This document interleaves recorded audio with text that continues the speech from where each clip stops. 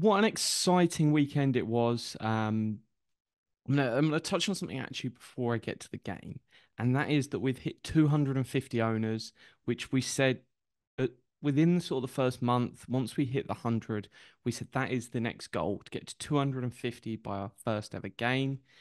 We just got it. It was 255 when we kicked off.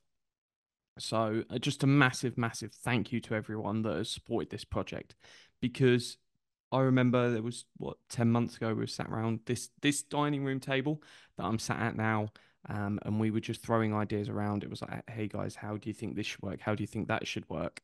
Um, and we're now at a point where it continues to evolve, and we're genuinely really excited for where this can go to. And the only way that we're able to talk about all this stuff, plan it all out, is the support we've got from you. And that is, the local area has been incredible, but it goes global. 19 owners in the US, over 10 different countries. People have really, really come out to back us and say, "Hey, we believe in you. We want to support this idea, concept, project, whatever you want to call it." And we are building this together. So genuinely, really, really grateful for everyone that's helped us, and given us their backing. So no, just again, thank you so much.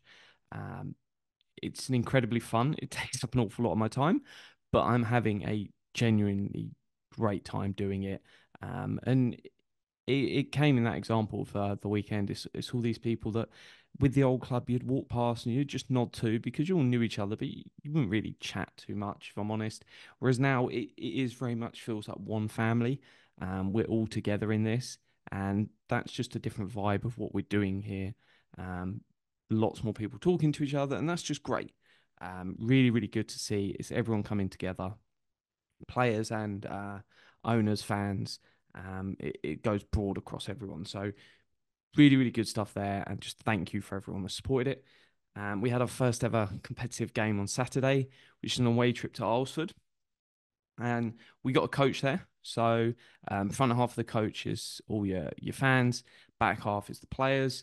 And it just builds that whole chemistry between, and hey, lots and lots of the players and our owners as well. But there's just a great chemistry with everyone, and it's just such a nice way to travel, especially on the way back where you're all chatting to each other and engaging, versus just we all jump in our separate cars and we don't really see them other than a little bit before the game, a little bit after the game. So we're going to look as a committee to see what we can do about putting them on in the future. Well, what's the point of like, hey, for this distance we'll do them, for these we won't. If it's a midweek game, we're just never going to realistically bother putting them on, just because hey, people want to jump in their cars after work and race to wherever the game is. But we'll see what happens with weekend games. Um, we're going to come back to sort of our next committee meetings a week today. Um, and then that's where we'll then get in contact with you, probably in the next owners meeting, where we lay out the plan for the next month ahead. So that'll be September then. But yeah, that's probably where we'll feedback. The live stream was hugely successful. So I think there was about 150 people through the course of the game logged on to watch it. And that's fantastic when, hey, people didn't really know in advance where it was, because we didn't want to hype it up and then we get there and it's like, hey, no, it doesn't work. But it's the VO Live app. So we put the live game on there, and then today, as I'm recording this, but yesterday, as you're listening to it, I put the games onto YouTube. So the full game, and then what VO dubs as all the key moments of the game. So their AI pulls out everything they say. Hey, this is a shot on target. This is a goal, and then just download that and produce that as a package. I think it worked out to be 10 minutes, but that just brings everything in a lot tighter. So that's something that we're looking to continue for all the games. So live stream at kickoff, and if you download the app, it'll send you a notification when the game goes live. You can still watch it on desktop, but VO Live is what you're looking for there, not VO, because that's if you want to buy the camera, etc. VO Live, it's all there. We have it free. Everyone can go in and watch it. Um, Away support was incredible. So there was about 21 of us, I think, on the coach. But then lots of other people made their way there. There's a couple that were already up there in Norfolk, and just came down on the way back. Shout out to we had one of our owners from Australia. Um, it's Jono's uncle, no, uncle Godfather. So uh, just fantastic to have him over there. He plays a bit over back home in sort of a vets league, but he was really really happy, and it was just that fun thing of football bringing people together from all around the world. But yeah, our Aussie owner was over for the first game. That's dedication. Um, Chances are he just was in the country at the right time, but still, all came together. Just a great guy. If you listen to this, really, really good to see you there. Um, but yeah, there was about sort of 45, I think probably close to 50. There's 21 on the coach. There's about another 15 I saw, and then there was sort of some players' families and stuff like that there. So it was around the 50 mark, which was really good to see. And chatting to some of the managers, especially, they were saying, look, for the month of August, it'll be a bit lower. Lots of people on holiday. They've seen it in the past. Once you hit September, you get a pickup with the amount of people going. So if we can do 50 away in August, who knows what the next step is? Because hey, we've got some fans that uh, play for the local cricket team, so they're still in season. That'll end soon, and then no doubt they'll be there for home and away games. So one that really looking forward to seeing it moving. And the other part was we no one knew until the game this weekend of are we playing at the right level? Because we'd always gone in with the mindset that we were going to start one level lower than what we're at now. So Division One for lots of the leagues. Some others had different names, but 12th tier of English football. League decided said, "Hey, we're going to put you in the 11th tier. Hey, we're up for the challenge." But that's one way you just don't know if you're going to be pushed too far. Obviously, there was a couple of teams, Olympian, that thought we should be in the 15th tier of English football. I think we clearly put that to bed yesterday that that's absolute nonsense. Um, we played the entire second half with 10 men, and we looked just as good as the opposition. So, with a full team out there, we had a few players missing. Once that's back and these lads get used to playing together as a team, because they're still learning each other out, we should be in a really, really good spot this season. So I'm excited to see where it goes. Um, that's there. Since last time I spoke to you, we've finalised home and away front of shirt sponsors.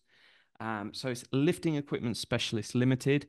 One of our owners is involved with them. So he got in touch and said, hey, I'm going to see what I can do.